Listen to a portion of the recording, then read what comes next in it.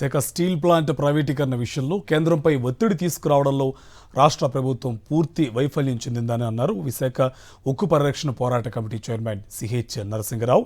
ప్రధాని విశాఖ పర్యటన నేపథ్యంలో 3 రోజుల పాటు నిరసనలు చేపడతామన్నారు. దేశంలో అన్ని ఉక్కు పరిశ్రమలకు సొంత గనులు ఉంటే విశాఖ స్టీల్ ప్లాంట్కు మాత్రం ఎందుకు గనులు కేటాయించడం లేదంటూ ప్రశ్నించారు.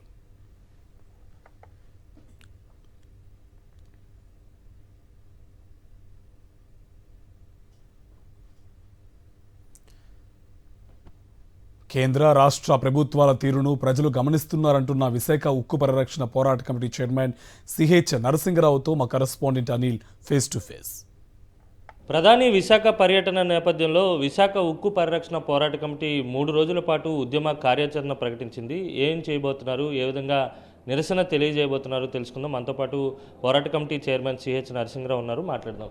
సార్, 3 రోజుల పాటు నిరసన కార్యక్రమాలు ఏ విధంగా ఉండబోతున్నాయి, ఏ రోజు ఏం చేయబోతున్నారు? ప్రధాని మోడీకి విశాఖపట్నం ఘోష వినపడాలని, విశాఖపట్నం స్టీల్ ప్లాంట్ని కాపాడతానని, దానికోసం గన్నులు కేటాయించాలని మాట్లాడాలని డిమాండ్ చేస్తూ స్టీల్ ప్లాంట్ కార్మికులు ఉద్యమాన్ని నిర్మించడం జరిగింది. మా పరిరక్షణ పోరాట కమిటీ సమావేశం జరిగింది.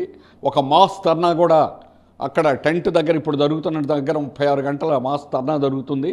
ఈరోజు హెచ్ఓడి స్టీల్ ప్లాంట్ లోపల 15 నుంచి 20 దాకా హెచ్ఓడి కార్యాలయాలు ఉంటాయి. అన్ని చోట్ల కూడా నల్ల బ్యాడ్జీలతోటి నిరసన తెలియజేయడం, ధర్నా తెలియజేయడం అనేటువంటిది అక్కడ ఉంటుంది.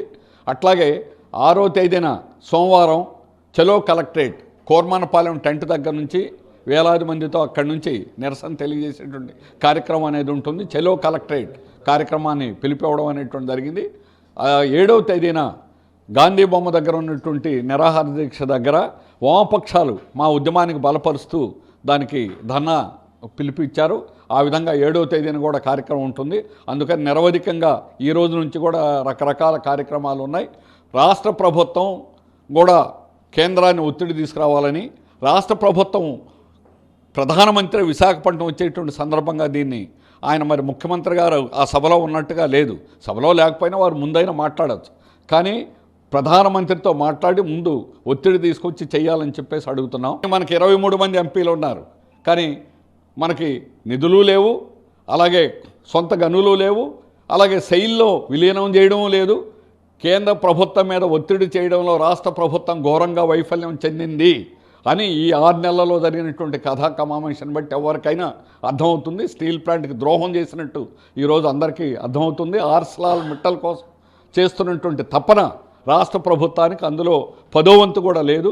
రాష్ట్ర ప్రజలు ఉత్తరాంధ్ర అభివృద్ధి కోసం స్టీల్ ప్లాంట్ కాపాడుకోవడానికి పోట్లాడాలని కోరుతున్నాం.